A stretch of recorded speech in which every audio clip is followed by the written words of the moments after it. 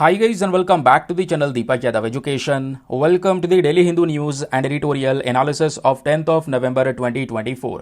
तो गाइज आज है तारीख 10 नवंबर 2024 और है संडे।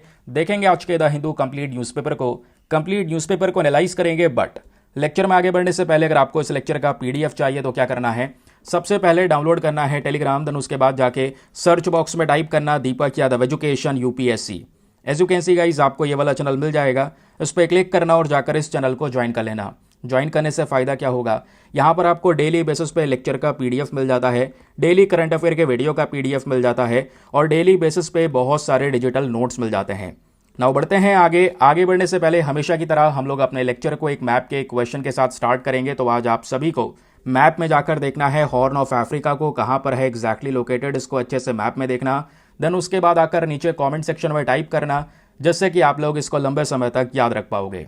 साथ ही साथ एक क्वेश्चन सॉल्व करेंगे जो कि यूपीएससी पैटर्न के ऊपर बेस्ड है। डेली बेसिस पे यहाँ पे हम एक प्रैक्टिस क्वेश्चन को भी सॉल्व करते हैं। क्वेश्चन क्या बोलता है, तो दोस्तों रिसेंटली किशन गंगा नदी जो है वो चर्चाओं में देखने को मिली है। तो आपसे पूछा जाता है कि किशन गंगा रिवर जो है ये कौन से नदी की ट्राइब्यूटरी है, यानी कि कौन से नदी की सहायक नदी है। Option number A Chenab river, या option number B Sutlej river, या option number C Ravi river, या option number D Jhelum river. तो इसका सही आंसर सभी को नीचे कमेंट सेक्शन में देना है। एटलीस्ट सभी को इसमें पार्टिसिपेट करना है, जैसा मैं आप लोगों से डेली बेसिस पे बोलता हूं। बाय द वे इसका जो करेक्ट आंसर है वो मैंने आपको टेलीग्राम पर प्रोवाइड करवा दिया है, वहां से भी आप इसको चेकआउट कर सकते हैं। और अगर वहां पर आंसर नहीं मिलता है तो भी कोई परेशान होने की जरूरत नहीं है, क्योंकि वीडियो के लास्ट में इसके करेक्ट आंसर का डिस्कशन हम लोग करेंगे। तो चलो शुभ आरंभ करते हैं और चलते हैं सबसे पहले आज के रिवीजन टेस्ट के ऊपर में। तो कई सारे लोग कह रहे थे सर जो भी आपने लास्ट डे पे डिस्कशन किया है प्लीज़ उसको लेकर एक टेस्ट लगा दो। बीच बीच में देखो मैं लगा पाता हूँ यार, फिर जब टाइम का बहुत ज़्यादा इशू हो जाता है ना फिर मैं नहीं लगा पाता। जैसे आप देख पाओगे ये क्वेश्चंस लगाने में थोड़ा समय लग गया है, तो वीडियो थोड़ा सा डिले हो गया है आज का। तो 11 तक बज जा रहे हैं वीडियो को क्रिएट करते करते, लेकिन हाँ बहुत टाइम लगा है। कह सकते हैं कि ये चीज़ें बहुत ज़्यादा इफेक्टिव भी साबित होंगी। फॉर एग्जाम्पल कल भी जो हमने न्यूज़पेपर में आर्टिकल डिस्कस किए थे जो एग्जाम के लिए रेलिवेंट है, उनसे ही रिलेटेड ये क्वेश्चन है। तो आपको ये मदद करेगा चीज़ों को रिटेन करने में कि आपने जो कल पढ़ा है वो आपको याद है आज या नहीं। क्योंकि 24 घंटे के अंदर अंदर अगर आप चीज़ों को याद रख पा रहे हैं, उसका रिविजन कर पा रहे हैं, तो आपके लिए बहुत ज़्यादा बेनिफिशियल होता है। आपकी मेमोरी पावर को वो इंक्रीज करता है। फॉर एग्जाम्पल सबसे पहला क्वेश्चन दोस्तों आपके सामने है। कल हमने कोडो मिलेट के बारे में पढ़ा था। ये तो आपको पता है कि हाँ कोडो मिलेट क्यों चर्चाओं में है, क्योंकि एक जगह पर 10 हाथियों की जान गई है, उसके पीछे का रीज़न कोडो मिलेट बताया गया। तो आपसे ये सवाल पूछा जाता है कि बताइए दोस्तों भारतीय राज्यों में से कौन सा सबसे बड़ा प्रोड्यूसर है कोडो मिलेट का, सबसे बड़ा उत्पादक। Option number A Madhya Pradesh, B Odisha, C Karnataka, या फिर डी तमिलनाडु। और नीचे यहाँ पे ऑप्शंस दिए गए हैं। Option number A 1 and 2 only, B 1 and 3 only, C 2, 3 and 4 only, या फिर डी चारों के चारों सबसे बड़े प्रोड्यूसर्स हैं। तो चलिए इसका आंसर नीचे कमेंट सेक्शन में दीजिए। दोस्तों हर एक क्वेश्चन का जो आंसर है वो वीडियो के लास्ट में मैं आपको दे के जाऊंगा, लेकिन अभी के लिए आपको इसका उत्तर देना होगा। जितने ज़्यादा लोग यहाँ पे क्वेश्चन को अटेम्प्ट करेंगे उतना ज़्यादा बेहतर होगा। फिर एक चीज़ मन भी करता है यार कि हाँ क्वेश्चन लगाया जाए, लेकिन जब लोग अटेम्प्ट ही नहीं करते तो फिर मतलब क्या ही फ़ायदा इन क्वेश्चन को लगाने का। फिर नेक्स्ट क्वेश्चन दोस्तों आपके सामने है, मानस नेशनल पार्क के बारे में डिस्कशन हो रहा है जो कि हमने कल ही कवर किया था। तो इस नेशनल पार्क को लेकर 3 स्टेटमेंट्स दिए गए हैं, बताना है तीनों में से कौन सा स्टेटमेंट सही है। पहला स्टेटमेंट बोलता है कि मानस नेशनल पार्क एक यूनेस्को वर्ल्ड हेरिटेज साइट है। दूसरा स्टेटमेंट बोलता है ये जो पार्क है ये मानस नदी और ब्रह्मपुत्री नदी के कॉन्फ्लुएंस पर लोकेटेड है। कहने का मतलब है कि मान लो ये मानस नदी आ रही है, ये ब्रह्मपुत्र आ रही है, तो यहाँ पे इनके जोड़ पर यह मानस नेशनल पार्क आपको देखने को मिलेगा। तीसरा स्टेटमेंट बोलता है ये जो पार्क है ये आज के समय पर एक इंपॉर्टेंट घर बना हुआ है इंडियन राइनोसोरस का और बंगाल टाइगर का। तो बताइए तीनों में से कौन सा स्टेटमेंट सही है। Option number A 1 and 2 only, B 1 and 3 only, C 2 and 3 only, या फिर डी तीनों के तीनों सही है। चलिए नेक्स्ट क्वेश्चन दोस्तों, कल हमने कंपटीशन कमीशन ऑफ इंडिया के बारे में भी बात की थी। तो आपसे पूछा जाता है यहाँ पर कि जो आपको यहाँ पर 3 सेक्टर्स दिए गए हैं, इन तीनों में से वो कौन कौन से सेक्टर हैं जहाँ पे कंपटीशन कमीशन ऑफ इंडिया अपनी जांच बैठा सकता है for the anti competitive practices. क्योंकि कल मैंने आपको पढ़ाया था कि कंपटीशन कमीशन ऑफ इंडिया वो बॉडी है जिसका मेन पर्पज़ है मार्केट में जो हेल्दी कॉम्पिटिशन होता है इसको मेंटेन करके रखना। ठीक है, तो इसके लिए इन तीनों में से कौन से सेक्टर्स को यहाँ पर ये कह सकते हैं इन्वेस्टिगेट कर सकता है। नीचे ऑप्शन दिए गए हैं, option number A 1 and 2 only, B 1 and 3 only, C तीनों सही है, या फिर D 2 and 3 ओनली। यहाँ पे लॉजिक लगेगा, आराम से इस क्वेश्चन का उत्तर आप दे पाओगे। नाउ नेक्स्ट क्वेश्चन यहाँ पे आपके सामने है, अलीगढ़ मुस्लिम यूनिवर्सिटी के बारे में कल हमने डिस्कशन किया था। अगेन आपके पास में 3 स्टेटमेंट्स है, बताइए कौन सा सही है। पहला स्टेटमेंट बोलता है कि अलीगढ़ मुस्लिम यूनिवर्सिटी को एस्टेब्लिश किया गया था 1875 में बाय दी जवाहरलाल नेहरू। दूसरा स्टेटमेंट बोलता है कि अलीगढ़ मुस्लिम यूनिवर्सिटी की जो शुरुआत हुई थी ना, उस समय पर ये AMU के नाम से नहीं जाना जाया करता था, उस समय पर इसको मोहम्मदम एंग्लो ओरिएंटल कॉलेज के नाम से जानते थे। तीसरा स्टेटमेंट बोलता है कि अलीगढ़ मुस्लिम यूनिवर्सिटी जो है ये उत्तर प्रदेश के अलीगढ़ शहर में है। बहुत ही ज़्यादा आसान क्वेश्चन है, इसका आंसर आपको आराम से देना है। नीचे स्टेटमेंट दिया गया है, बताइए कौन सही है। Option number A 1 and 2 only, B 1 2 and 3, C 2 and 3 only, या फिर D 1 and 3 ओनली। उसके बाद अगला क्वेश्चन दोस्तों आपके सामने यहाँ पर आपको देखने को मिल जाएगा। कल हम लोगों ने इंडियन मिलिट्री हेरिटेज फेस्टिवल के बारे में भी डिस्कशन किया था। तो ये जो पर्टिकुलर फेस्टिवल है, इसको हम लोग क्यों ऑर्गेनाइज करते हैं या क्यों ऑर्गेनाइज किया गया है, क्योंकि आपने देखा है कि रिसेंटली 2nd एडिशन जो है इस एडिशन का शुरू किया गया है। तो आपने बताना है ये मेनली किस चीज़ के लिए है। ऑप्शन नंबर A, जो हमारे इंडियन आर्म फोर्सेस का कंट्रीब्यूशन है, इनका योगदान है अलग अलग प्रकार की वॉर में या शांति बनाने में, उसको यहाँ पे हम क्या करते हैं, ऑनर करते हैं। या ऑप्शन नंबर B बोलता है कि जो इंडियन मिलिट्री इक्विपमेंट का इवैल्यूएशन है, उसका यूनिफॉर्म टेक्नोलॉजी किस तरीके से धीरे धीरे करके इंडियन मिलिट्री में एक बड़ी ग्रोथ देखने को मिली है, क्या इस चीज़ को दर्शाता है। या फिर स्टेटमेंट 3 बोलता है कि ये जो पर्टिकुलर फेस्टिवल है ये हम इसलिए ऑर्गेनाइज करते हैं ताकि जो हमारे इंडियन आर्म्ड कॉन्फ्लिक्ट्स हैं, ठीक है, इसमें यहाँ पर जो सोल्जर्स ने सेक्रीफाइस दिया है ना, हमारे सोल्जर्स का, हमारे जितने भी कह सकते हैं जवान हैं, उन्होंने योगदान दिया है, शहीद हुए हैं, उनकी बहादुरता को वो सेलिब्रेट करता है। तो बताइए तीनों में से कौन सा स्टेटमेंट सही है। Option number A 1 and 2 only, B 1 and 3 only, C 2 and 3 only, या फिर D तीनों के तीनों सही हैं। ठीक है, क्लियर हो गया। चलिए तो दोस्तों इन क्वेश्चंस के आंसर ज़रूर देना। चलिए अब यहाँ पर आते हैं आज के अपने थंबनेल वाले इंपॉर्टेंट आर्टिकल की तरफ। आज का ये टॉपिक बहुत काम का है, हमारे न्यूज़पेपर में पेज नंबर 1 पे प्रेजेंट है, जिसको GS paper number 2 international relations के साथ में आप लिंक कर पाएंगे।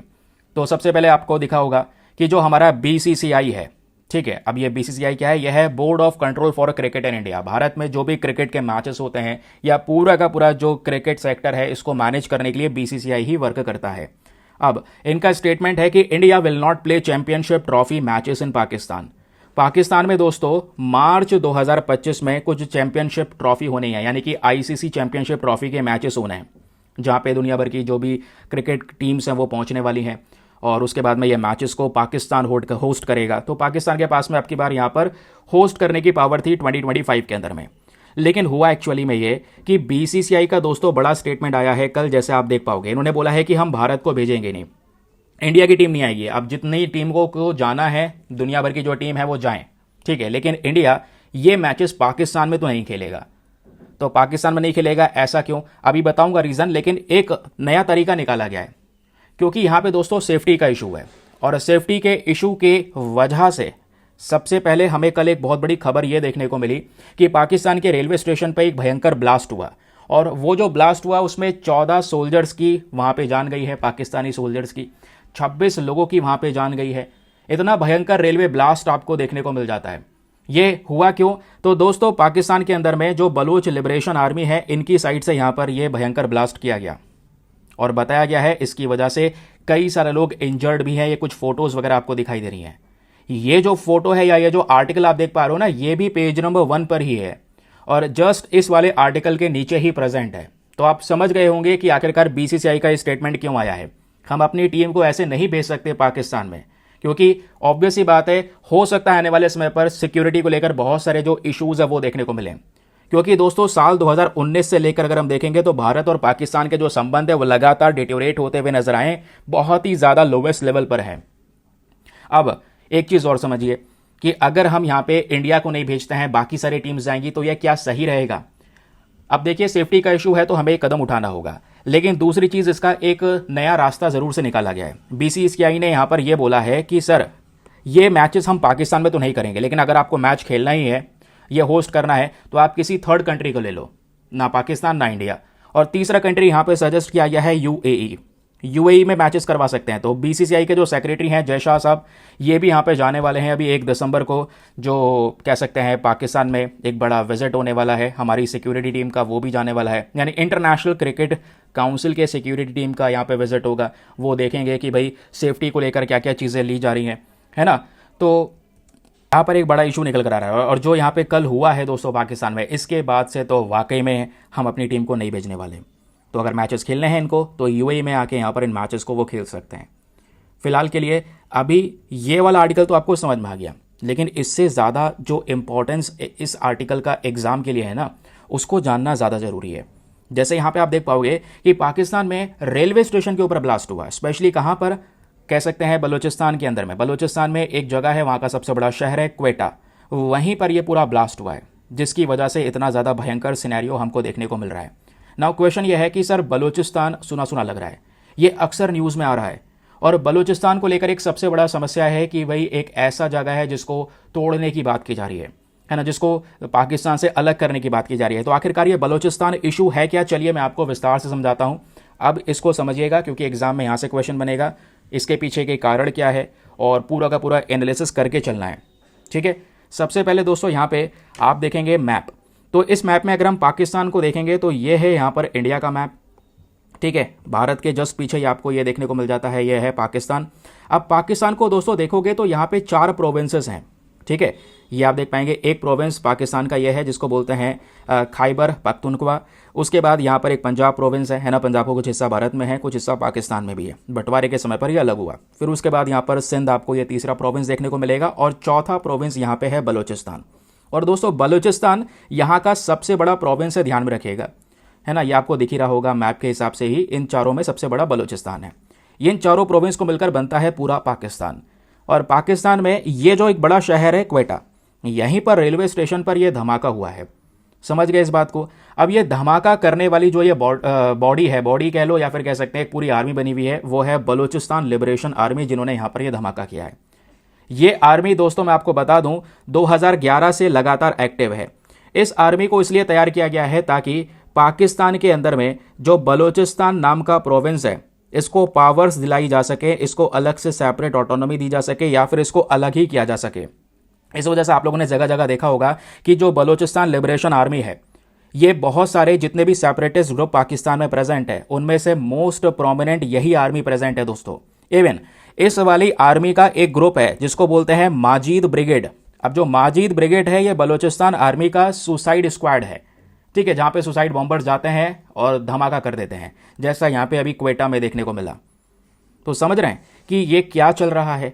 अभी क्वेश्चन ये होगा कि आखिरकार पाकिस्तान को तोड़ने की बात की जा रही है, ये बलूचिस्तान अलग होना चाहता है, यहाँ के लोग प्रोटेस्ट कर रहे हैं, चाइना जो प्रोजेक्ट्स यहाँ पे लगा रहा है, जो चाइनीज आर्मी है, चाइनीज लोग यहाँ पे जो प्रेजेंट हैं, उनको मारा जा रहा है। तो आखिरकार यहाँ पर ये बलूचिस्तान के लोग ऐसे कर क्यों रहे हैं, इनको ये सेपरेट रीजन क्यों चाहिए? चलिए अब इसके पीछे की यहाँ पे जो कहानी है वो समझते हैं। पहले अगर हम एग्जाम के लिए थोड़ा सा बात करेंगे दोस्तों, तो जो हमारी प्लेसेस इन न्यूज़ का कॉन्सेप्ट होता है, वहाँ पे बलूचिस्तान को लेकर आपसे क्वेश्चन बन सकता है।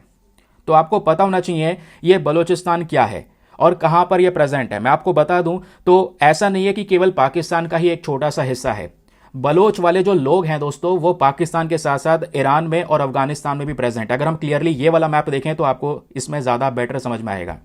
जैसे ये है पाकिस्तान, ये यहाँ पे हम लोग बात कर रहे थे बलूचिस्तान की, ये हो गया क्वेटा जिसको अभी हम लोगों ने मैप में देखा, यहीं पर जस्ट नीचे ग्वादर पोर्ट है। लेकिन ये जो आपको डार्क ऑरेंज वाला कलर दिख रहा है ना, ये जो डार्क ऑरेंज आपको दिख रहा है दोस्तों, ये वो वाला रीजन है जहाँ पे बलोच होमलैंड इसको बोला जाता है, जहाँ पे बलोच वाले जो लोग हैं वो रहते हैं। तो इनका मेन पर्पज है कि इस पूरे एरिया को यहाँ पे अलग करना, इसको सेपरेट करना, ठीक है, और अपने हिसाब से चलाना। तो ध्यान में रखिएगा, क्वेश्चन आप लोगों से यहाँ पे बन सकता है कि बलोच जो है ये पूरा का पूरा किस एरिया में डिवाइडेड है। तो यहाँ पे पाकिस्तान, ईरान और अफगानिस्तान तक ये लोग फैले हुए हैं, जिनका यहाँ पर मेन मांग क्या है कि इस एरिया को सेपरेट करना। और पाकिस्तान में बलूचिस्तान सबसे बड़ा प्रोविंस है चारों में से। और पता है एक इंटरेस्टिंग चीज़ क्या है कि इसी बलूचिस्तान के अंदर में इतने सारे मिनरल्स प्रेजेंट है। यहाँ पे कोल प्रेजेंट है, ठीक है, उसके अलावा आयरन प्रेजेंट है, और भी ढेर सारे मिनरल्स प्रेजेंट है, रिसोर्सेज इतने सारे प्रेजेंट है। लेकिन उसके बावजूद भी यहाँ पे जो लोग हैं वो गरीबी से गुजर रहे हैं, बहुत ही ज़्यादा पुअरनेस यहाँ पे देखने को मिलेगी। और सबसे बड़ी समस्या यहाँ पर यह भी है कि इस एरिया में अगर आप देखेंगे रिसोर्सेज तो हैं और काफ़ी सारी पावर्स भी हैं, लेकिन यहाँ के लोगों को ही रोज़गार नहीं मिल पा रहा है। चाइना को पाकिस्तान की सरकार ने, क्योंकि जो पाकिस्तान की मेन गवर्नमेंट है जो इन चारों प्रोविंस को रूल करती है, वहाँ पे चाइना को उन्होंने अलाउ कर रखा है। चाइना यहीं पे ग्वादर पोर्ट बना रहा है इस पर्टिकुलर रीजन पे, और इसकी वजह से जो ग्वादर पोर्ट बनाया, यहाँ पे लोगों की ज़रूरत पड़ी, हाई स्किल्स लोगों की ज़रूरत पड़ी, नौकरी पे रखा गया। तो चाइना ने बलूचिस्तान के लोगों को नहीं रखा, तो बलूचिस्तान में और प्रॉब्लम्स होती चली गई। इनके एरिया से यहाँ पे प्रोजेक्ट निकाला जा रहा है, लोगों को कोई एम्प्लॉयमेंट नहीं मिल पा रहा है। उसके अलावा यहाँ पे जब ग्वादर पोर्ट बना रहे हैं तो चाइनीज़ नेशनल्स क्या करते हैं, जितने भी यहाँ पे बलोच के लोग हैं जो यहाँ पे मछुआरे हैं, मछली वगैरह पकड़ते हैं इस अरेबियन सी में, तो दोस्तों उनके साथ में इनका डिस्प्यूट हो जाता है। तो जब डिस्प्यूट हो जाता है, ये चाइनीज़ नेशनल्स उनके लिए प्रॉब्लम्स क्रिएट करते हैं, तो फिर ये बलोच के लोग यहाँ पर उन चाइनीज़ नेशनल को, चाइनीज़ आर्मी को मारना भी शुरू करते हैं। इस वजह से आपने देखा होगा पहले कई बार जो चाइनीज़ आर्मी प्रेजेंट है पाकिस्तान के अंदर में वो मारे जा रहे हैं, कई लोग यहाँ पे मारे गए हैं। रीज़न मैंने आपको बताया कि ये एग्जैक्टली हो रहा है, उसके पीछे का जो मेन कारण है वो है बलूचिस्तान लिबरेशन आर्मी। तो ये प्रोटेस्ट क्या है ये आप लोग समझ गए होंगे, लेकिन अभी भी यहाँ पे एक चीज़ है कि मेन कारण क्या है प्रोटेस्ट का। अगर हम एक इतिहास देखें दोस्तों, तो इतिहास से ही सबसे बड़ा प्रॉब्लम क्रिएट हुआ। एक्चुअली में ये हुआ कि जब हम लोग बात करते हैं 1947 की, तो 1947 वो समय था जब भारत आज़ाद हुआ, लेकिन उससे पहले यहाँ पे बंटवारा हो गया, तो पाकिस्तान अलग हो गया, इंडिया अलग हो गया, बंटवारा हो गया, दो देश बन गए। अब जब ये दो देश बने तो उस समय पर 1947 में जो बलूचिस्तान है दोस्तों वो इंडिपेंडेंट था, वो किसी की साइड नहीं गया। लेकिन पाकिस्तान की साइड से बहुत प्रेशर डाला गया, जैसे कश्मीर पे वो लोग प्रेशर डाल रहे थे। वो प्रेशर डालने के बाद में दोस्तों पाकिस्तान ने इस बलूचिस्तान को अपनी टेरिटरी में ऐड कर लिया, और ये कब ऐड किया, अगले ही साल 1948 में। फिर उसके बाद में क्या हुआ, पहले तो ये इंडिपेंडेंट रहे, अपने हिसाब से चला रहे थे, अब क्या हुआ पाकिस्तान में ऐड हो गए, फोर्सफुली ज़बरदस्ती ऐड कर लिया गया। अब एक सरकार है और सारी की सारी पावर्स उसी गवर्नमेंट के पास में है, इनके पास से पावर्स खत्म हो गई। इसी वजह से यहाँ पे लोगों में गुस्सा पैदा हुआ, और धीरे धीरे करके यहाँ पे बहुत सारे लोगों में कह सकते हैं गुस्सा जागने के बाद उन्होंने प्रोटेस्ट करना शुरू किया। वो मांग करने लगे कि हम अलग रहना चाहते हैं। तो एक रीज़न दोस्तों यहाँ पर यह है कि आज बलूचिस्तान में इतने सारे समस्याएं हैं। दूसरा कारण है यहाँ का इकोनॉमिकल इशू, इसको भी याद रखिएगा, क्योंकि जैसे मैंने बताया बलूचिस्तान जाना जाता है अपने मिनरल रिसोर्सेज के लिए। यहाँ पे कॉपर है, गोल्ड है, कोल, नेचुरल गैस, ये सब चीज़ें भरपूर मात्रा में प्रेजेंट हैं। लेकिन उसके बावजूद भी ये रीजन इतना ज़्यादा पीछे क्यों रह गया, क्योंकि यहाँ के जो रिसोर्सेज है उसका सही उपयोग नहीं किया गया, इसका एक्सप्लॉइटेशन हुआ है। और वहाँ पे लोगों को जो फ़ायदा मिलना चाहिए था, क्योंकि उनके एरिया में रिसोर्सेज प्रेजेंट है तो ऑब्वियस सी बात उनको फ़ायदा मिलना चाहिए था, कोई फ़ायदा उनको नहीं मिल पाया। इवन ये बोला जाता है कि जो पूरा बलूचिस्तान प्रोविंस है ये पाकिस्तान की टोटल जीडीपी में 5% का योगदान देता है, 5% का कॉन्ट्रीब्यूशन। आप इमेजिन करिए, देश की पूरे इकॉनमी में 5% का कॉन्ट्रीब्यूशन दे रहा है, बट फिर भी वो एरिया बहुत ज़्यादा गरीबी से, बहुत ज़्यादा बेरोजगारी से यहाँ पे गुजर रहा है, जबकि उनके रिसोर्सेज का ही पाकिस्तान इस्तेमाल कर रहा है। तो ये प्रोटेस्ट तो होना ही था, लोगों ने डिमांड किया हमें अलग कर दो। फिर इसके पीछे सबसे बड़ा पता है कारण क्या है, जो आज इतने बड़े प्रोटेस्ट हो रहे हैं, इतना बड़ा दंगा हो रहा है, उसके पीछे का रीज़न है चाइनीज़ इन्वॉल्वमेंट। मैंने आपको बताया चाइना एक इंपॉर्टेंट प्लेयर है आज भी बलूचिस्तान के अंदर में। बलूचिस्तान में क्यों इंपॉर्टेंट प्लेयर है, ग्वादर नाम की जो जगह मैंने आपको मैप में दिखाई थी, कुछ मैप मेरे पास में है, इसको अच्छे से देखिएगा। ये दोस्तों अगर आप देखोगे तो चाइना का ये belt and road initiative project है। इस प्रोजेक्ट में चाइना का मेन पर्पज़ है कि हम लोग न्यू सिल्क रोड को इस तरीके से बनाएं और यहाँ पे दुनिया भर की टेरिटरीज़ को, दुनिया भर की कंट्रीज़ को आपस में जोड़े, उनसे व्यापार करके चाइना ज़्यादा से ज़्यादा फ़ायदा कमा सके, पैसा कमा सके। तो इसी में यहाँ पर इनका मैरीटाइम सिल्क रोड भी है, और यहीं पर दोस्तों एक कॉरिडोर आता है जिसको बोलते हैं चाइना पाकिस्तान इकोनॉमिक कॉरिडोर, यानी सीपैक। सीपैक क्या है, तो सीपैक दोस्तों आपको ये देखने को मिलेगा, मैं मैप जूम कर देता हूँ। ये आप देखेंगे, ये है ग्वादर पोर्ट जिसकी हम बात कर रहे थे। ये ग्वादर पोर्ट यहाँ पे पाकिस्तान के बलूचिस्तान में ही है, क्योंकि ये बलूचिस्तान वाला प्रोविंस है ना, यहाँ पे किनारे। तो अब चाइना ने क्या किया है, एक प्रोजेक्ट लगाया है, क्योंकि वो चाहता है इंडिया को चारों तरफ से घेरना, इस तरीके से यहाँ पर आप देख पाएंगे, जो कि वो करने में सक्सेसफुल भी हुआ है। तो ये ऊपर चाइना है, ये चाइना का रीजन है जिसका नाम है कशगर। तो कशगर से इन्होंने यहाँ पर ये रास्ता शुरू किया, और इस रास्ते को आप देखेंगे तो भारत की टेरिटरी से गुजारा गया है। मैं अगर यहीं पर इंडियन टेरिटरी को ड्रॉ करूँ तो ये आपको देखने को मिल जाएगा। ये ऊपर हमारा जम्मू कश्मीर वाला रीजन है। स्पेशली ये जो रीजन है ये है POK, यानी पाकिस्तान ऑक्यूपाइड कश्मीर, जिसको पाकिस्तान ने इलीगल तरीके से कब्जा रखा है। तो इसी रीजन में से क्या किया है चाइना ने, ये पूरा का पूरा जो टेरिटरी है ये निकाल रखी है। ये पूरा कॉरिडोर बनाया है जिसको बोलते हैं China Pakistan economic corridor, CPEC. तो सीपैक ये निकाला तो गया है यहाँ से, लेकिन ये बलूचिस्तान से होते हुए गुजर रहा है, ग्वादर पोर्ट तक जाता है। तो भाई चाइना चाहता है कि भाई इस पूरे कॉरिडोर को अच्छी तरीके से इंप्लीमेंट किया जा सके ताकि इसको अरेबियन सी का यहाँ पर एक्सेस मिल सके, क्योंकि यहाँ पे ये पोर्ट इसने ऑलरेडी 40 साल के लिए रेंट पर ले लिया है।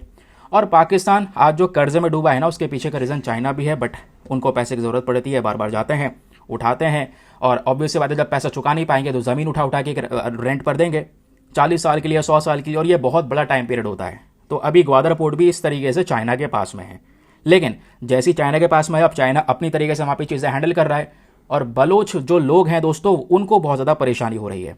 तो ये भी एक मेन कारण बन गया जिसकी वजह से जो प्रोटेस्ट है वहाँ पे वो शुरू हो गया। उसके अलावा यहाँ पे चाइना का जो इन्वॉल्वमेंट है वो धीरे धीरे करके इतना ज़्यादा बढ़ गया, जैसे मैंने बोला सी पैक कॉरिडोर में कई सारे प्रकार के जो इंफ्रास्ट्रक्चर्स है वो लगाने शुरू कर दिए, और इंफ्रास्ट्रक्चर लगाने से वहाँ पे बलोच वाले लोगों को हटाया जा रहा है, उनको इवन हटा दे रहे हैं, उनको कोई सपोर्ट नहीं मिल रहा किसी चीज़ का उन्हीं की टेरिटरी में। तो ये कारण बन गया आज के समय पर एक बड़े प्रोटेस्ट का।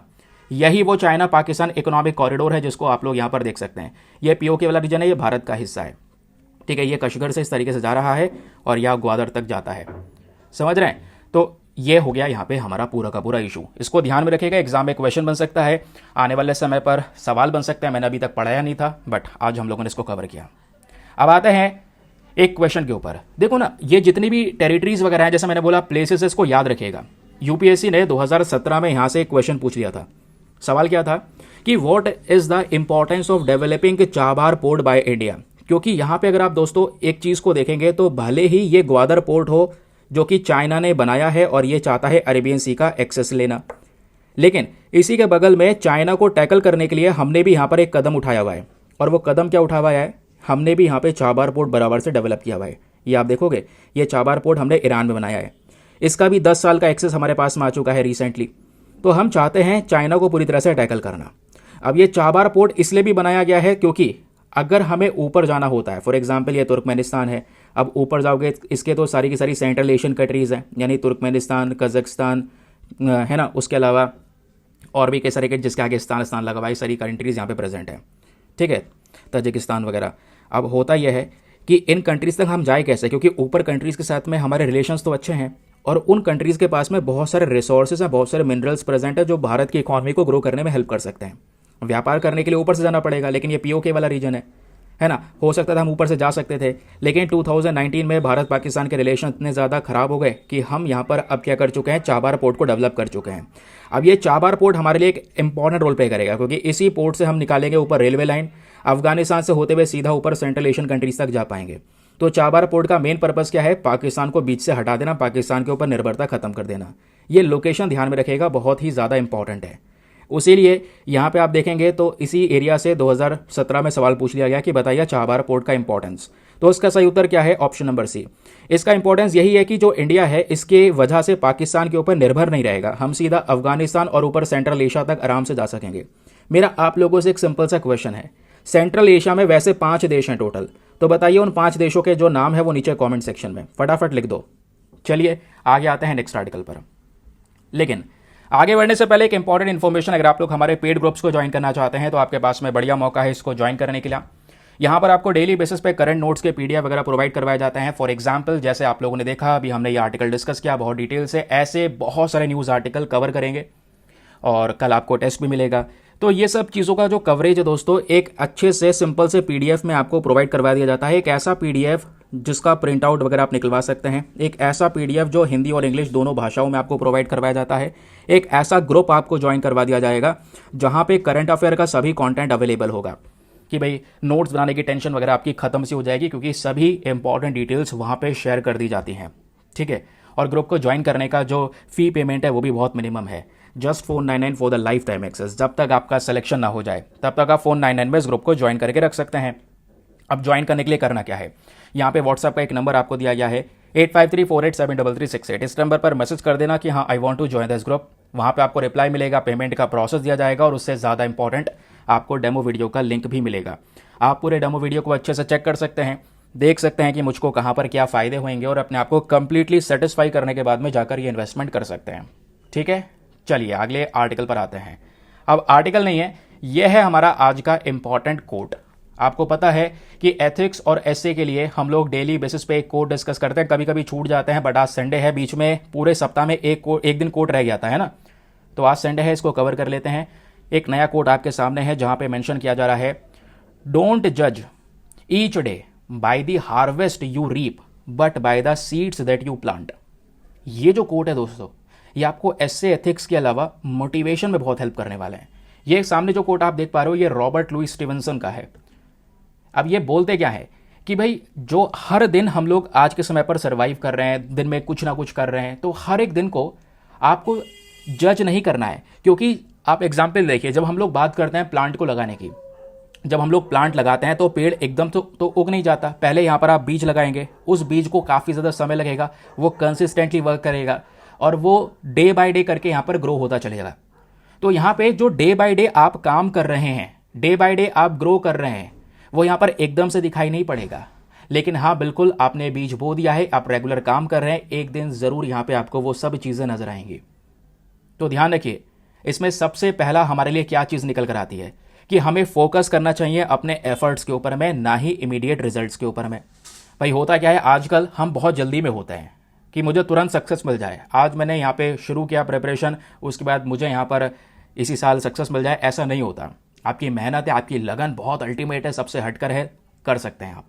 बिल्कुल ऐसा नहीं है कि कोई चीज़ इम्पॉसिबल है, लेकिन हमें तुरंत जो है ना कि तुरंत परिणाम चाहिए, ऐसा नहीं होना चाहिए। ठीक है, क्योंकि आपका जर्नी, आपका लाइफ बहुत लंबा है। ठीक है, तो प्रोग्रेस जो है वो समय लेता है, थोड़ा थोड़ा करके करेंगे, अपने ऊपर काम करेंगे, डेफिनेटली चमकेंगे आगे जाकर।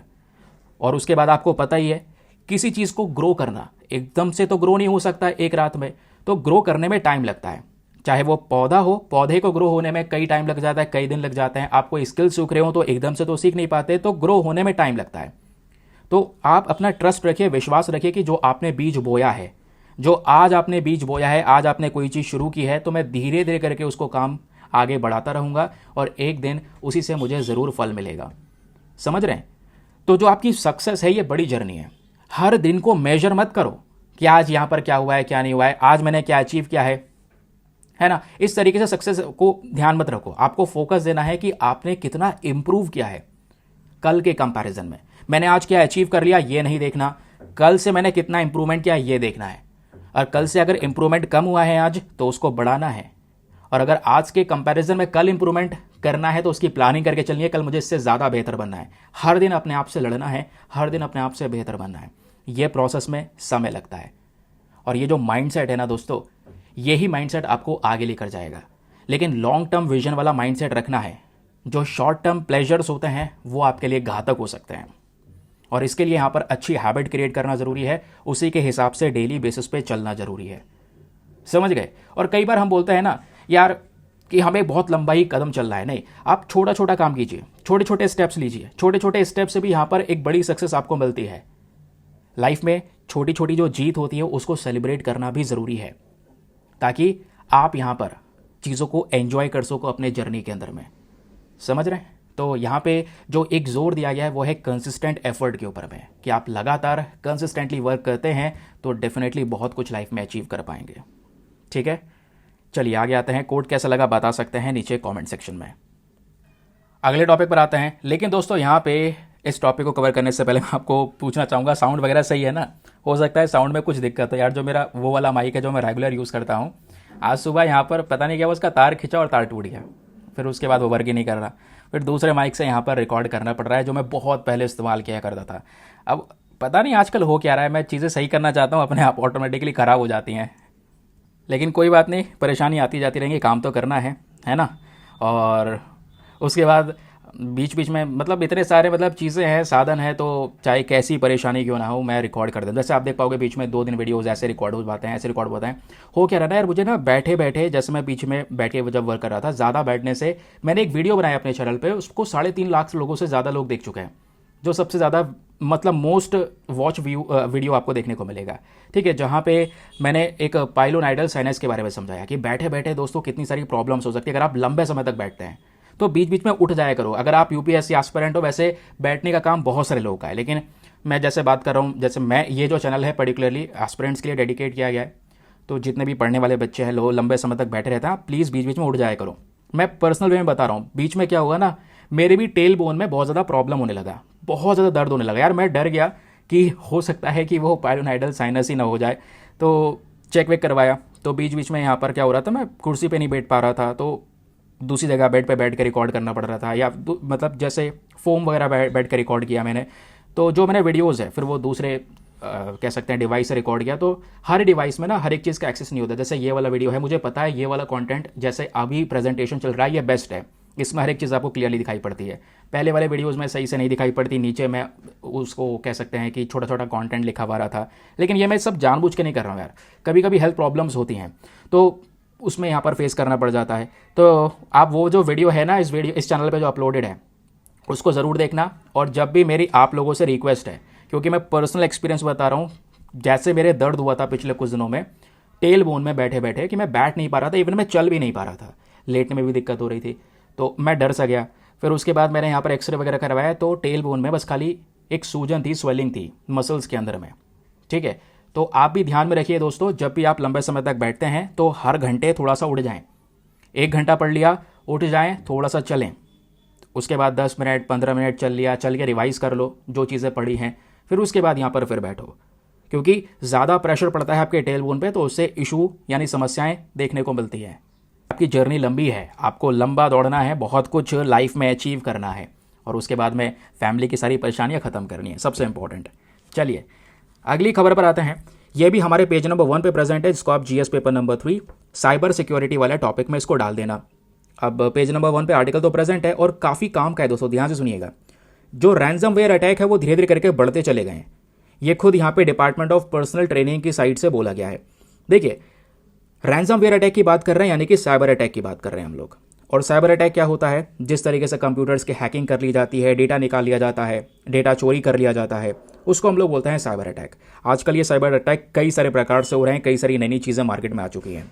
लेकिन बोला ये गया एक इंपॉर्टेंट डिफेंस यूनिट है, हमारी एक इंपॉर्टेंट डिफेंस यूनिट है जिसको रैंसमवेयर के थ्रू अटैक किया गया था 2023 के अंदर में।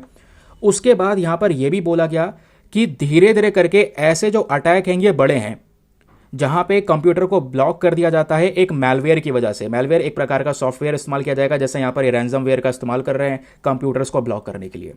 इवन जो CERTIN है, जिसको हम लोग बोलते हैं कंप्यूटर इमरजेंसी रिस्पॉन्स टीम, जिसका मेन काम है साइबर अटैक्स को रोकना, इसके अकॉर्डिंग बात करेंगे तो पिछले साल केवल लास्ट ईयर कह सकते हैं 15,92,917 सिक्योरिटी इंसिडेंट्स हमको नजर आए। इतने सारे यहाँ पर साइबर अटैक वाले जो इश्यूज है वो यहाँ पे देखने को मिले हैं। आप इमेजिन कीजिए कि साइबर अटैक कितनी बड़ी समस्या बन रही है, और आजकल जो आम लोग हैं, आम पब्लिक है, वो भी इसका शिकार बनती चली जा रही है। इतना ही नहीं, अक्टूबर 2023 की दोस्तों अगर मैं बात करता हूं तो अक्टूबर 2023 वो समय था जब अमेरिकन साइबर सिक्योरिटी और इंटेलिजेंस एजेंसी ने हमको ये बताया कि आपका जो Indian council of medical research है, यहां से डेटा लीक हुआ है, और जो आधार और पासपोर्ट इंफॉर्मेशन लगभग 81 करोड़ इंडियंस का वो डेटा लीक होता हुआ नजर आया।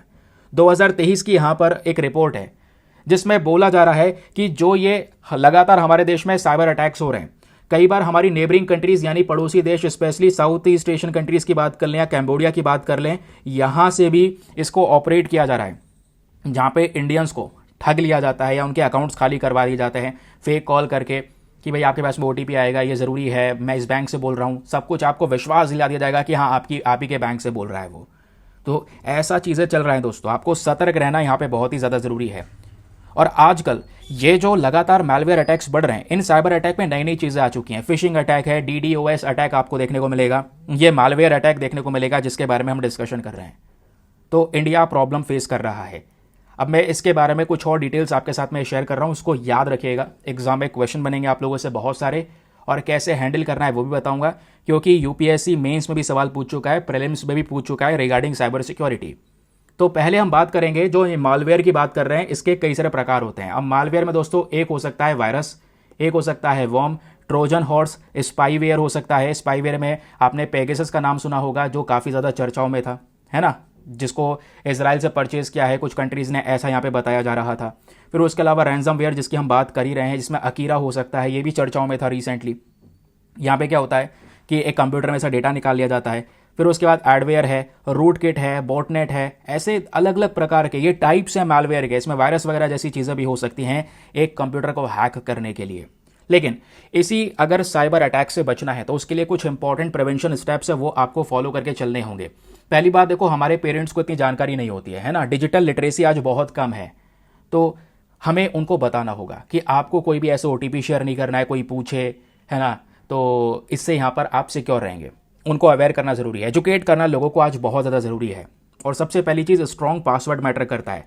आपकी जितने भी पर्सनल आईडीज़ हैं वहाँ पर आप स्ट्रॉन्ग पासवर्ड्स को रखिए, ताकि जो हैकर्स है वो अच्छे से अगर काम करता भी है तो भी उन पासवर्ड को ब्रेक डाउन ना कर पाए।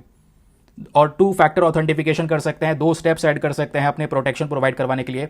अपने सॉफ्टवेयर को हमेशा अपडेट रखें। होता क्या है ना, कई बार आपका मोबाइल फ़ोन है या कोई भी और भी डिवाइसेस हैं, उसमें सॉफ्टवेयर का इंस्टॉलेशन का आने लगता है कि भाई आपका सॉफ्टवेयर अपडेट मांग रहा है।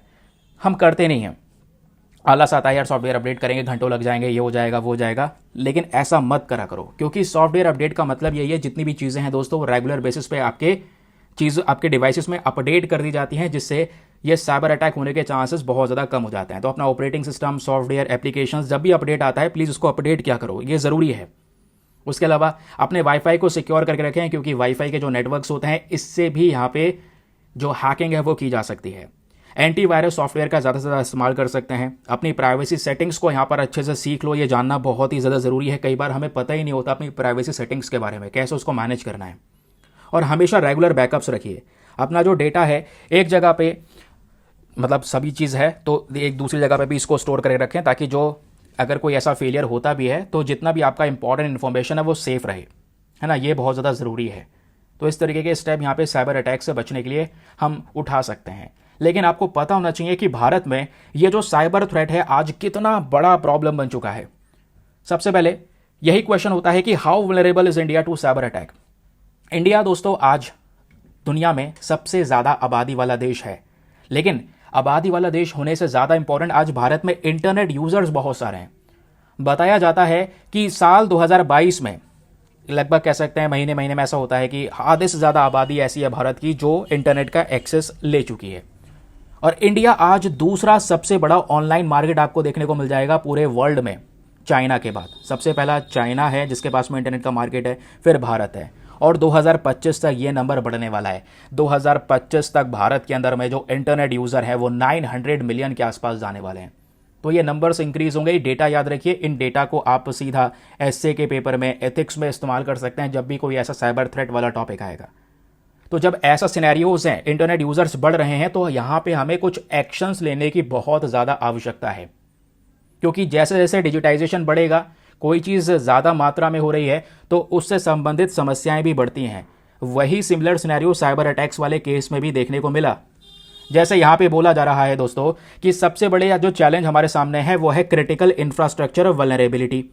ये क्या मैटर है, भारत के पास में आज संख्या तो बहुत सारी है इंटरनेट चलाने वाली, लेकिन हमारे पास में वो ऐसा इंफ्रास्ट्रक्चर प्रेजेंट नहीं है जो इन सब चीज़ों को सपोर्ट कर सके। इंडिया का जो इंफ्रास्ट्रक्चर है, चाहे उसमें हम लोग पावर ग्रिड की बात करें, चाहे हमारा ट्रांसपोर्टेशन सिस्टम है, चाहे कम्युनिकेशन नेटवर्क है, ये कमज़ोर है, ये वीक है। तो इस वजह से साइबर अटैक का शिकार बन जाता है। इवन आप ये देखेंगे, साल 2019 में अक्टूबर के महीने की बात हो रही है, यहाँ पे एक कोशिश की गई थी तमिलनाडु में, जो हमारा Kudankulam nuclear power plant present है, जिसको रशिया की मदद से हमने डेवलप किया है, इसके ऊपर साइबर अटैक करने की कोशिश की गई। पावर प्लांट्स के ऊपर में भी, क्योंकि उसको ऑपरेट किया जाता है कंप्यूटर्स के माध्यम से, तो उसको अटैक किया जा सकता है, हैक किया जा सकता है, पावर आउटेज किया जा सकता है, एक देश में बिजली खत्म की जा सकती है। तो हमें अपना इंफ्रास्ट्रक्चर को सुधारना होगा, पहला इशू यह है। दूसरा चैलेंज हमारे सामने क्या है, फाइनेंशियल सेक्टर थ्रेट्स। इंडिया में फाइनेंशियल सेक्टर की जब हम लोग बात करते हैं तो इनको सबसे ज़्यादा खतरा है।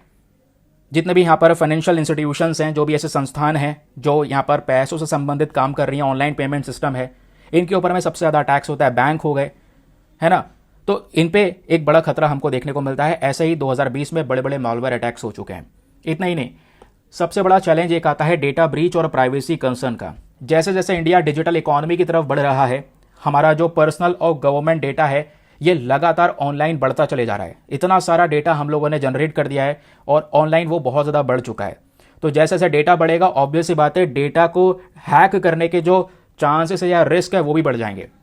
जहाँ पे जितने भी हैकर्स है दोस्तों, उनके पास में कोई सेंसिटिव इन्फॉर्मेशन हाथ लगती है तो वो उसके बदले में यहाँ पे बड़ा अटैक कर सकते हैं, साइबर अटैक कर सकते हैं।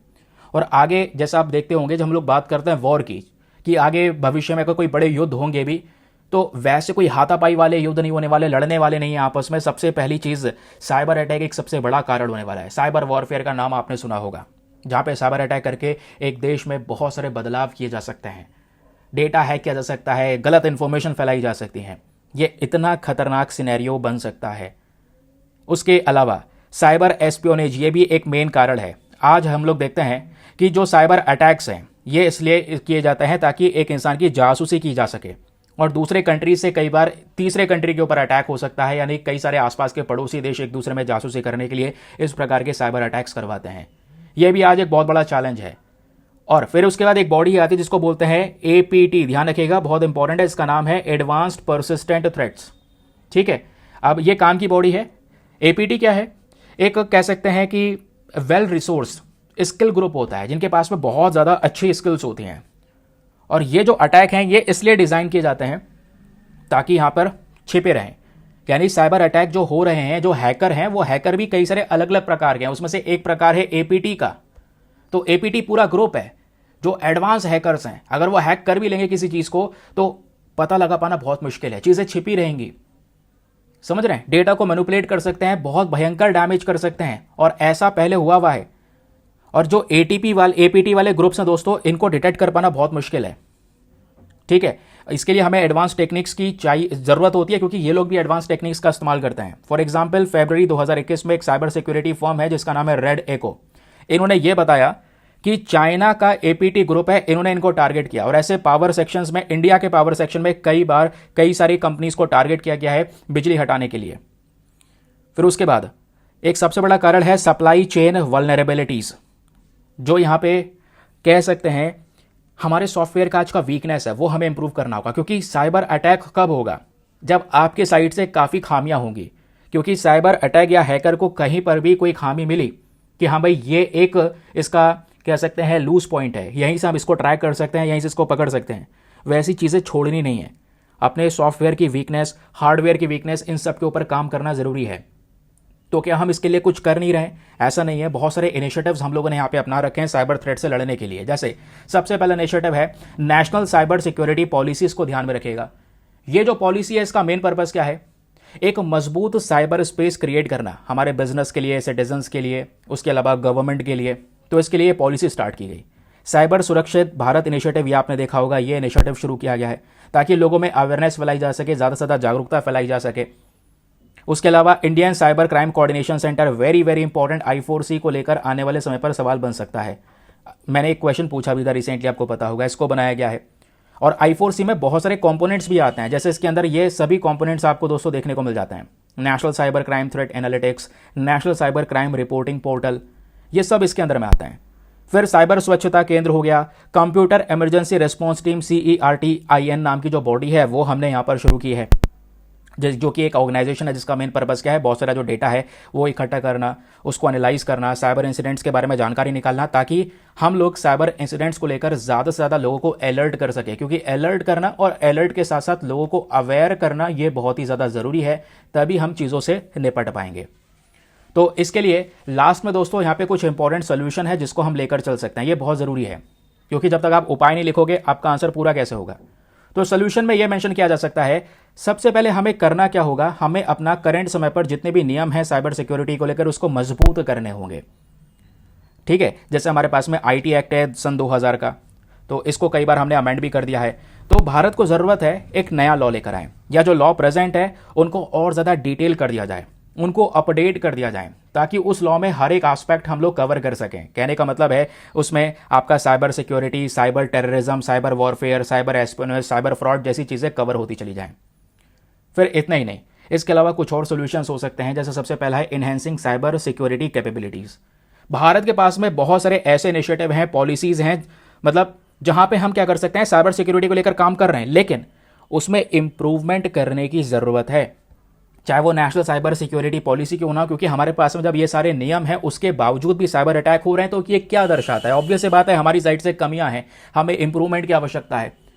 तो यहाँ पे बहुत सारे एफर्ट्स हम लगा रहे हैं, लेकिन अभी भी उन एफर्ट्स में कमियां हैं। जैसे इंडिया में अगर आप देखेंगे, सबसे बड़ी समस्या है टेक्निकल स्टाफ का एक बड़ा शॉर्टेज है। साइबर फोरेंसिक फैसिलिटीज़ का शॉर्टेज है, साइबर सिक्योरिटी को लेकर नियम कानून इतने ज़्यादा मजबूत नहीं हैं, तो हमें यहाँ पे काम करने की ज़रूरत है, हमें दिख रहा है। फिर उसके बाद एक चीज़ हो सकती है, हमें साइबर सिक्योरिटी बोर्ड बना लेना चाहिए, अलग से एक बॉडी सेटअप कर लो जो केवल और केवल इसी सेक्शन को ध्यान में रखेगी। आपके जो दूसरे नियम हैं वो दूसरी चीज़ों को टारगेट कर रहे हैं, लेकिन आपने बस ज़बरदस्ती उसमें साइबर सिक्योरिटी ऐड कर दिया तो इतना ध्यान नहीं दिया जाएगा। तो नाम के लिए काम क्यों करना, काम ऐसा करो जिससे यहाँ पर आपको दिखाई पड़े। तो हम लोग क्या कर सकते हैं, एक अलग से बॉडी बना सकते हैं जो कि बेसिकली केवल और केवल इसी सेक्टर्स को देखने का काम करेगी, इसको एनालाइज करेगी और देखेगी, कुछ अच्छे रिकमेंडेशन देगी जिससे देश में हम लोग साइबर सिक्योरिटी को इम्प्रूव कर पाएंगे। अगर ये सब भी ना कर पाओ तो इंटरनेशनल कोऑपरेशन कर लो। भाई इंडिया अकेला तो ये प्रॉब्लम फेस कर नहीं रहा है, साइबर सिक्योरिटी का चैलेंज जो है पूरे दुनिया भर में है, तो दुनिया भर के ग्रुप्स को साथ में ले आओ। क्योंकि आज चाहे वो हम लोग आसियान की बात करें, चाहे ब्रिक्स की बात करें, तो यहाँ पे इंडिया का एक दबदबा है, इंडिया का एक बहुत बड़ा रोल है। तो इंडिया इन ग्रुप्स के साथ में पार्टिसिपेट कर सकता है, स्पेशली आसियान की जब बात होती है, क्योंकि आपको पता है कि इन south east Asian nations countries में टोटल ये 10 देश हैं और यहीं से बहुत सारे जो अटैक की प्रॉब्लम्स है वो हमको यहाँ पर देखने को मिलती है। तो सर इसको टैकल तो किया जा सकता है ना, इन कंट्रीज़ के साथ में कोलैबोरेट करें कि भाई आपके देश से चीज़ें ऑपरेट हो रही हैं, आप भी एक्शन लीजिए, हम भी एक्शन लेंगे, तो इंटरनेशनल कोऑपरेशन किया जा सकता है। चलिए ये सब कुछ याद रखिएगा। तो उसी साइंस एंड टेक के लिए हमारे पास में एक बहुत ही ज़्यादा काम का टॉपिक प्रेजेंट है। क्या बात हो रही है दोस्तों, इसको आप हेल्थ के पॉइंट ऑफ व्यू से भी लिंक कर पाओगे। Why Cambodia's H5N1 reassortant virus needs close monitoring. ये क्या बात करता है, देखो H5N1 की जब बात करते हैं यानी कि हम लोग बर्ड फ्लू के बारे में डिस्कशन कर रहे हैं। ये बर्ड फ्लू दोस्तों एक ऐसी प्रॉब्लम है जो कि फैलती है किससे, जो ये हैन है, मुर्गे मुर्गियाँ हैं, इनकी वजह से, यानी बर्ड से दोस्तों ये वायरस फैलता है। एक बड़ी समस्या है H5N1, अभी बताऊंगा इसके बारे में, इसको लेकर यूपीएससी क्वेश्चन पूछ चुका है। तो डेटा ये बोलता है कि आजकल क्या हो रहा है, यही बर्ड फ्लू इंसानों में भी देखने को मिल रहा है, ह्यूमन इन्फेक्शंस भी इसके फैल रहे हैं। तो ह्यूमन इन्फेक्शन जो हो रहे हैं वो इसी रीएसोर्टेंट वायरस की वजह से हो रहे हैं। सर बर्ड फ्लू का ही रीएसोर्टेंट वायरस है। रीएसोर्टेंट मतलब क्या होता है, यह वर्ड यूज किया जाता है जब दो प्रकार के, दो एक जैसे वायरस आपस में क्या करते हैं, मिल जाते हैं। जब दो सिमिलर वायरस एक दूसरे को इन्फेक्ट कर रहे होते हैं, दो सिमिलर वायरस क्या करते हैं, एक ही सेल को, एक ही कोशिका को इन्फेक्ट करते हैं आपस में जेनेटिक मटेरियल को एक्सचेंज करके। तो ऐसे ही दोस्तों यहाँ पर क्या हुआ है, H5N1 में भी ऐसा ही वायरस दिखाई पड़ा है और इसकी वजह से केसेस बढ़ रहे हैं। तो इसके ऊपर में करंट समय पर ध्यान देने की ज़रूरत है। ठीक है, अब ये दो वायरस कौन कौन से हैं जो साथ में मिलकर सिंगल सेल को अटैक कर रहे हैं, तो इसमें यहाँ पे बताया जा रहा है ये इसमें से दो वेरिएंट्स हैं। एक है यहाँ पर 2.3.2.1c, दूसरा है 2.3.4.4b। इस तरीके के दो वेरिएंट्स आज फैल रहे हैं और बड़ी समस्या क्रिएट कर रहे हैं। ठीक है, तो इसका क्लोज मॉनिटरिंग करना बहुत ज़्यादा ज़रूरी है, क्योंकि ये प्रॉब्लम्स आज हमें नोटिस करना ज़रूरी है। क्योंकि अगर हम ध्यान नहीं देंगे ना तो कोविड जैसा रहेगा, शुरुआत में हम नज़रअंदाज कर गए और फिर धीरे धीरे करके एक बड़ी महामारी के तौर पर वो देखने को मिला। क्योंकि अभी अक्टूबर 2023 में भी दोस्तों ऐसे कई सारे केसेस निकल कर आए, 14 केसेस निकल कर आए, 6 मृत्यु हुई। ठीक है, और इसको डिटेक्ट करना ज़रूरी है, क्योंकि हो क्या रहा है ना, वायरस में जो म्यूटेशन होता है ये एक सबसे बड़ी प्रॉब्लम होती है। म्यूटेशन क्या होता है ये आप लोगों को पता होगा। देखो वायरस क्या होता है, समय के साथ में बदलता रहता है और उसी बदलाव को हम बोलते हैं म्यूटेशन। कुछ म्यूटेशन होते हैं, मतलब जेनेटिकली चीज़ें बदल जाती हैं, चेंजेस हो जाते हैं, उसको बोलते हैं म्यूटेशन। हमारे बॉडी में भी जो जीन्स हैं वो चेंज होते रहते हैं। कुछ म्यूटेशंस काम के होते हैं, कुछ म्यूटेशंस बेकार से होते हैं और कुछ म्यूटेशन होते हैं खतरनाक। वही वायरस में हुआ कि वायरस में म्यूटेशन होते हैं, चेंजेस होते हैं, तो वही चेंजेस की वजह से वायरस एक भयानक रूप भी ले सकता है। तो वही सिनेरियो दोस्तों अभी देखने को मिला H5N1 के साथ में, जहाँ पे हमें इस वायरस के ऊपर में कड़ी निगरानी रखनी बहुत ज़्यादा ज़रूरी है। और इसी H5N1 को दोस्तों हम बर्ड फ्लू के नाम से जानते हैं, ध्यान में रखिएगा। तो क्वेश्चन आपसे बर्ड फ्लू के बारे में बन सकता है, कैसे बनेगा आइए मैं आपको बताता हूँ। बर्ड फ्लू को हम एवियन फ्लू के नाम से भी जानते हैं, ये बात तो आपको पता है। ठीक है, ये एक इन्फेक्शियस वायरल डिजीज़ है जो स्पेशली जो पोल्ट्री एनिमल्स हैं, पोल्ट्री मतलब हम लोग बात कर रहे हैं मुर्गे मुर्गी जो ये फार्म होते हैं इनकी, या कुछ और ऐसी वाइल्ड बर्ड्स हैं उनके अंदर में ये सबसे ज़्यादा वायरस फैलता है। ये वायरस ज़्यादातर उन्हीं बर्ड्स को इम्पैक्ट करता है। और क्या होता है, इस वायरस के अलग अलग आपको वेरिएंट्स भी नजर आएंगे जो लगातार सर्कुलेट होते रहते हैं। और ऐसी दोस्तों 100 से ज़्यादा बर्ड्स की स्पीशीज़ हैं जिनमें लंबे समय तक ये वायरस रहते हैं। अब क्योंकि इनमें ये रहते हैं तो इनको ज़्यादा अफेक्ट करते नहीं हैं, इन बर्ड्स को ज़्यादा प्रॉब्लम्स नहीं होती हैं वायरस की वजह से। लेकिन चिंता का विषय पता है क्या है ये वायरस इन्हीं बर्ड से कहाँ पे चले जाते हैं, मुर्गियों में फैल जाते हैं, और फिर उसके बाद यहीं पर इन फार्म हाउस से क्या होता है, ये वायरस इंसानों तक जा सकता है। ये एक बड़ी समस्या है। तो इसमें यहाँ पर जो इलनेस की वेव है वो देखने को मिल सकती है, इवन एक इंसान की डेथ भी हो सकती है। अब जब हम लोग बात करते हैं H5N1 की, जिसके बारे में आर्टिकल डिस्कस कर रहे हैं, ये कौन सा वायरस है, एवियन फ्लू है या बर्ड फ्लू इसको बोल लीजिए, लेकिन ये होता कैसे है, ये इन्फ्लुएंजा वायरस की वजह से फैलता है, और ज़्यादातर बर्ड फ्लू आपको इन्फ्लुएंजा टाइप ए की वजह से ही देखने को मिल जाते हैं। हाईली इन्फेक्शियस वायरस है। इससे क्या होता है, एक इंसान के रेस्पिरेटरी सिस्टम के ऊपर में इम्पैक्ट पड़ता है। जैसे मैंने बोला, जो इन्फ्लुएंजा ए वायरस है ना, उसी का ही सब टाइप है H5N1। क्योंकि इन्फ्लुएंजा वायरस की जब हम लोग बात करते हैं तो एक फोटो मेरे पास में है, ये आप देख पाएंगे। देखिए, इन्फ्लुएंजा ए भी है, इन्फ्लुएंजा बी भी होता है, इन्फ्लुएंजा सी भी होता है और इन्फ्लुएंजा डी भी होता है। इस तरीके के 4 आपको टाइप्स देखने को मिलते हैं। इन्फ्लुएंजा ए की जब बात करते हैं तो इसमें ही यहाँ पर क्या होता है, एवियन वायरस भी फैलता है, जिसमें H5N1 जिसकी बात हम कर रहे हैं, H7N3, H7N7, H7N9, H9N2 ऐसे करके दोस्तों कई सारे प्रकार के वायरस फैल सकते हैं। ये सब टाइप हैं इसके। वैसे ही यहाँ पर आप देख पाएंगे स्वाइन फीवर भी फैल सकता है, स्वाइन फ्लू भी हो सकता है। ये H1N1 से होता है स्वाइन फ्लू, ये भी इंसान को इन्फेक्ट कर सकता है। H1N2 से हो सकता है, समझ रहे हैं ना। तो जो मोस्ट कॉमन रहता है H1N1, H3N2, ये सब कॉमन रहता है। लेकिन आजकल क्या है, H5N1 जो है ये चर्चाओं में बहुत ज़्यादा नजर आ रहा है। तो इन्फ्लुएंजा ए वायरस है, और इसमें जो ये H और N हम वर्ड यूज कर रहे हैं, ये क्या है, H का मतलब होता है हेमाग्लूटिन सबटाइप्स और N का मतलब है न्यूरामिनिडेज। तो इन्हीं का नंबर यहाँ पे यूज करते हैं। अब फॉर एग्जांपल H1N1 की बात होती है तो H1N1 से स्वाइन फ्लू होता है ना। उसके अलावा H5N1 की बात करेंगे तो इससे बर्ड फ्लू फैलता है। बाकी ह्यूमन के जो केसेस हैं H5N1 के यानी बर्ड फ्लू के, वो भी देखने को मिलते हैं, लेकिन कभी कभी देखने को मिलते हैं। अच्छी बात यहां पर यह है कि एक इंसान से दूसरे इंसान में यह बर्ड फ्लू नहीं फैलता, यह अच्छी बात है। यानी कि अगर बर्ड कोई मुर्गा मुर्गी है या कोई और बर्ड्स हैं, पोल्ट्री बर्ड्स हैं, उनके अंदर में अगर ये वायरस आ गया है तो इसी बर्ड से इंसान में जाएगा, एक इंसान से दूसरे इंसान में नहीं फैलेगा। ये एक अच्छी चीज है। लेकिन दोस्तों, इसी साल फरवरी 2024 में इसी वायरस की वजह से एंटार्क्टिका में बहुत ही ज्यादा हलचल मच गई, क्योंकि वायरस फैल गया, वहां तक जा चुका है ये। अब कई सारे कारण होते हैं H5N1 वायरस के फैलने के पीछे के। जैसे सबसे पहले जो बर्ड फ्लू यहां पे फैलता है दोस्तों, इसके पीछे का मेन ठोस कारण तो नहीं पता, लेकिन साइंटिस्ट का कहना यह है क्लाइमेट चेंज जरूर हो सकता है, लगातार टेम्परेचर का बढ़ना, क्योंकि क्लाइमेट चेंज की वजह से ही ये वायरस सीधा एंटार्क्टिका तक जा चुका है। अब ये कैसे, स्टडीज ये बताती हैं कि जो हमारा बढ़ता हुआ दुनिया भर का टेम्परेचर है, बढ़ता हुआ दुनिया भर का यहाँ पर ये तापमान है, ये क्या कर सकता है, बर्ड्स के बिहेवियर को बदल सकता है ना। अब जब तापमान बढ़ेगा, टेम्परेचर ज़्यादा बढ़ेगा, बर्ड्स को अच्छा फील नहीं होगा, तो वो इस तरीके के जो फ्लू है इसको स्प्रेड कर सकती हैं, फैला सकती हैं। तो ये बर्ड्स जो हैं ज़बरदस्ती इनको नई नई टेरिटरीज में जाना पड़ता है, क्योंकि क्या हो रहा है, टेम्परेचर चेंज हो रहा है, तो अपने आप को ठंडा रखने के लिए या अपने बिहेवियर के हिसाब से जगह बदलती हैं वो, और फिर दूसरे जानवरों के साथ में वहाँ पे इंटरेक्ट करती हैं।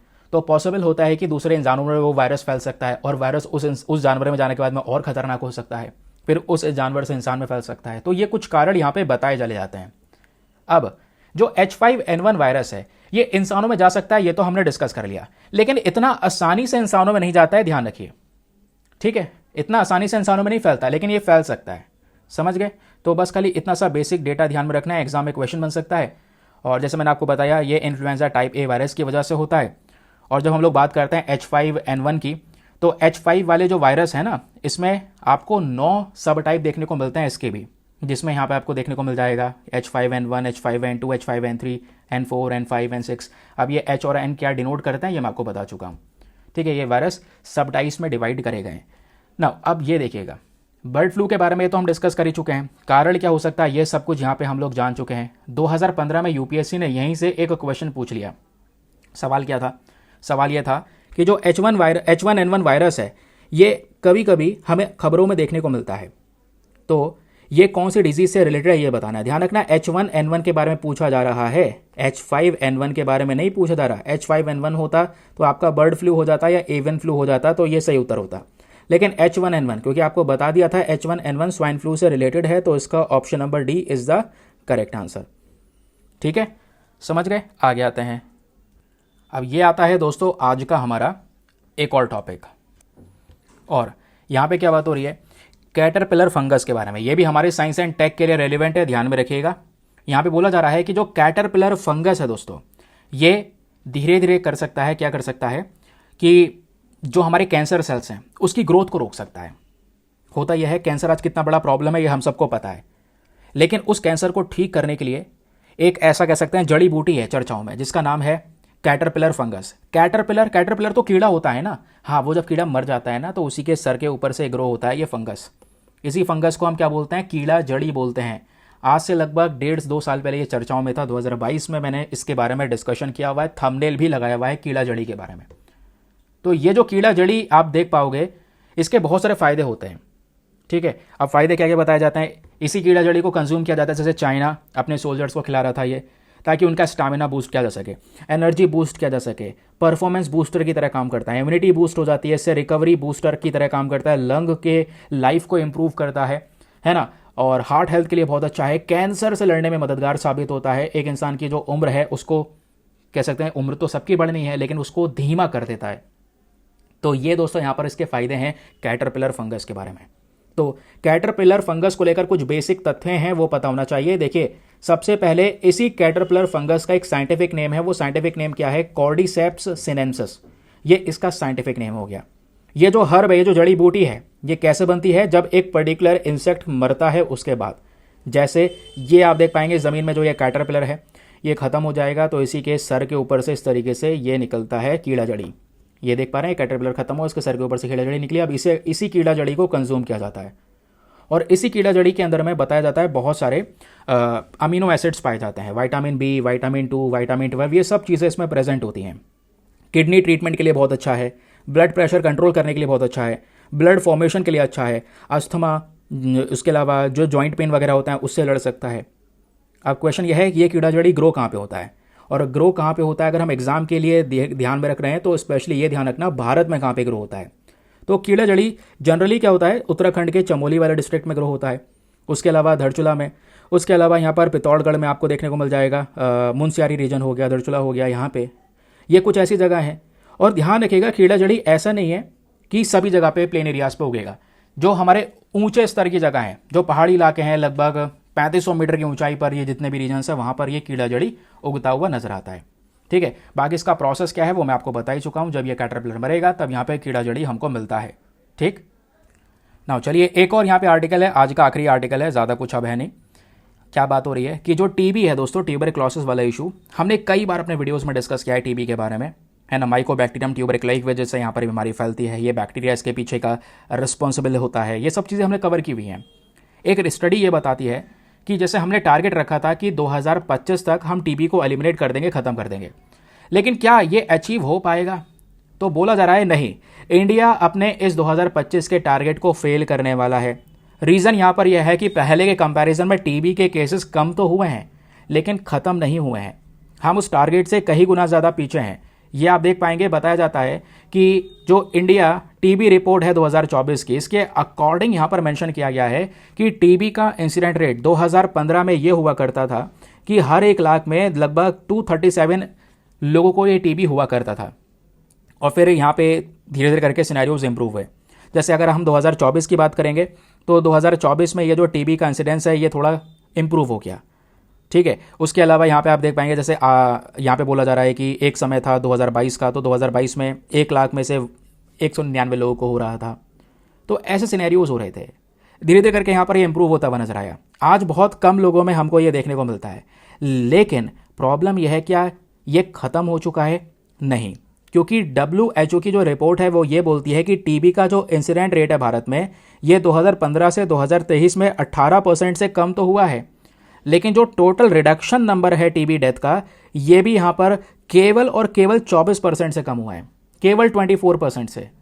तो यहाँ पे अगर हमें टीबी को ख़त्म करना है और इसकी जो हमने रणनीति लेके चले थे कि 2025 तक ख़त्म करेंगे, वो तो हम नहीं कर पाने वाले, क्योंकि अभी भी यहाँ पर नंबर ऑफ डेथ टीबी की बहुत ज़्यादा है। इंडिया ने नो डाउट कम किया है, लेकिन इसमें हमें बहुत सारे इंप्रूवमेंट की आवश्यकता है, वो यहाँ पे बताया जा रहा है। और इंडिया आगे के लिए बोला जा रहा है टीबी को 2000 मतलब समय लगने वाला है काफ़ी ज़्यादा, 2030 भी लग सकता है इसको पूरी तरह से एलिमिनेट करने में। ठीक है, तो इसके लिए हमें अपनी जो पॉलिसीज़ है वो इंप्रूव करनी पड़ेंगी। जैसे इंडिया का प्लान है, स्ट्रैटेजिक प्लान है फॉर द टीबी एलिमिनेशन, ये हमने प्लान स्टार्ट कर रखा है। तो प्रोग्रेस बहुत धीरे धीरे हुई है, डेथ भी यहाँ पर अभी भी हो रही है, तो हमें इंप्रूवमेंट करना होगा और उसके बाद में हम ये टीबी को ख़त्म कर पाएंगे। बस इतना सा इन्फॉर्मेशन है। अब टीबी होता क्या है वैसे पढ़ा ही चुका हूँ, एक रिवीजन ले लेते हैं। टीबी एक ऐसी बीमारी है जो एक बैक्टीरिया की वजह से होती है जिसका नाम है माइकोबैक्टीरियम ट्यूबरक्लोसिस, है ना। अब यही माइकोबैक्टीरियम या माइकोबैक्टीरिया जो है कई सारे और भी बीमारियों का कारण बनता है। ह्यूमंस के अंदर में अगर हम बात करेंगे जो ये टीबी है ज़्यादातर लंग्स को यानी कि हमारे फेफड़ों को अफेक्ट करती है, ठीक है। जनरली क्या होता है टीबी फेफड़ों को ही अफेक्ट करती है, लेकिन फेफड़ों को छोड़कर जब पूरे दूसरे बॉडी के ऑर्गन्स को अफेक्ट करेगी तो उसको बोलते हैं एक्स्ट्रा पल्मोनरी टीबी। फर्क समझ रहे हैं? एक होती है पल्मोनरी टीबी। पल्मोनरी टीबी दोस्तों क्या होती है, केवल और केवल लंग्स को अफेक्ट करती है, लेकिन एक्स्ट्रा पल्मोनरी टीबी क्या होती है, हमारे दूसरे ऑर्गन्स को भी अफेक्ट कर सकती है। अच्छी बात यह है कि टीबी को ठीक किया जा सकता है, ट्रीटेबल क्यूरेबल डिजीज है ये। तो चलिए अब आते हैं दोस्तों यहाँ पे अपने एक क्वेश्चन की तरफ। तो स्टार्टिंग में जो आपसे प्रीलिम्स का क्वेश्चन पूछा गया था, किशनगंगा नदी ये कौन से नदी की ट्राइब्यूटरी है, ये आपने बताना है। चिनाब नदी, सतलज नदी, रावी नदी या फिर झेलम नदी। बताइए इसका सही उत्तर क्या होना चाहिए। तो इसका सही उत्तर है option number D. Option number D कौन सी है, झेलम नदी।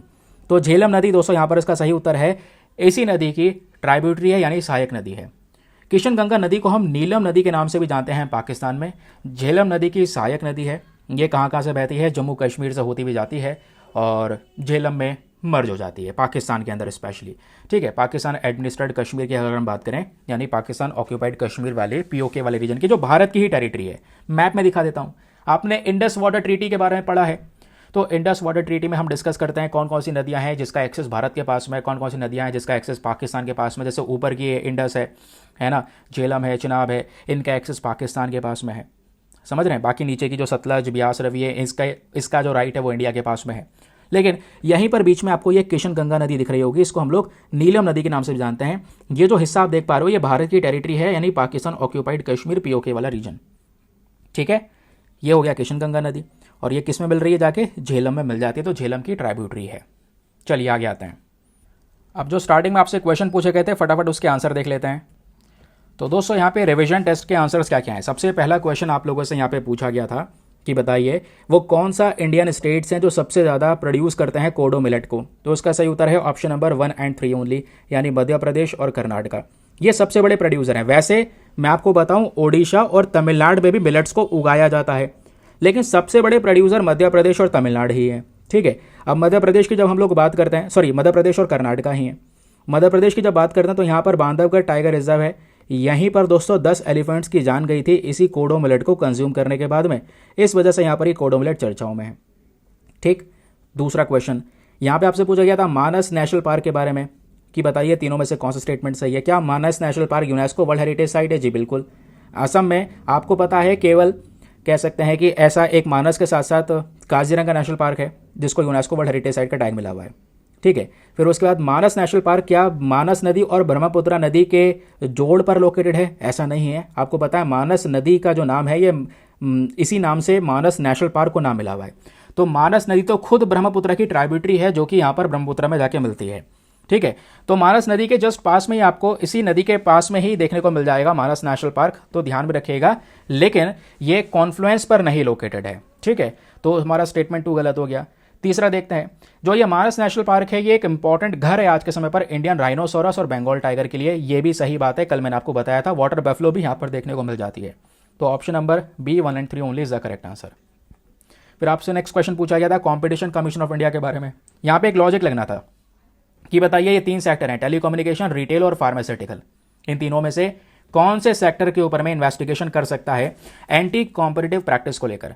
तो ये तीनों के तीनों सही आंसर है यार। भाई कोई भी सेक्टर हो, चाहे वो टेलीकम्युनिकेशन हो, चाहे वो रिटेल हो, चाहे वो फार्मास्यूटिकल हो, भाई अगर ये प्राइस फिक्सिंग करते हैं या कोई यहाँ पे कॉम्पिटिशन को हार्म करने की कोशिश करते हैं, हेल्दी कॉम्पिटिशन को डैमेज करने की कोशिश करते हैं, तो competition commission of India in तीनों ही सेक्टर्स में इन्वेस्टिगेट कर सकता है। सिंपल लॉजिक है। फिर उसके बाद नेक्स्ट क्वेश्चन यहाँ पे आपसे पूछा गया अलीगढ़ मुस्लिम यूनिवर्सिटी के बारे में, और ये तो और भी आसान था कि भाई अलीगढ़ मुस्लिम यूनिवर्सिटी को लेकर पहला स्टेटमेंट बोलता है ये यूनिवर्सिटी क्या जवाहरलाल नेहरू जी ने एस्टेब्लिश की है? बिल्कुल नहीं, सर सैयद अहमद खान ने इसको एस्टेब्लिश की थी 1875 में।